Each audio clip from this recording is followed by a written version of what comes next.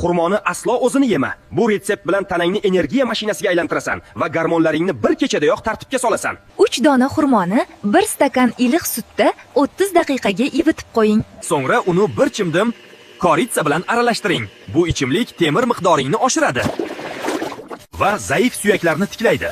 Ovqat hazm qilish tizimidagi toksinlarni haydab chiqaradi va asab tizimingizni to'liq qayta ishga tushiradi. Uni uxlashdan oldin ich va obuna bo'l. Biz Ramazonning so'nggi 10 kechasimiz. Bizga 3 kun qoldi. Ba'zilar bunga tayyor emas. Hozir hammasini bilib olasan. Men 21-kechaman. Yakuniy eshikni ochadigan kecha. Ko'plar menga oddiy kechadek munosabatda bo'lishadi, ammo men hamma narsa o'zgaradigan joyman. Men 23-kechaman. Ulamolar aytishicha, o'sha kecha men bo'lishim mumkin. 1000 oydan afzal bo'lgan yagona kecha.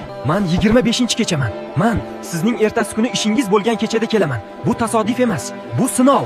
Men 27-kechaman. Ko'pchilik Laylatul Qodirni men olib kelaman deb o'ylaydi. Masjidlar to'la bo'ladi. Men 29-kechaman. Bu Ramazonda yaxshi tomonga o'zgardingmi?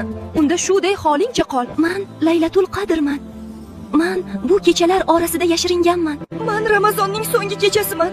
Men quyosh chiqishidan oldin ketaman va men yana 1 yilgacha qaytib kelmayman. Video manfaatli bo'lgan bo'lsa, menga obuna bo'l va birodaringni ham ogohlantir.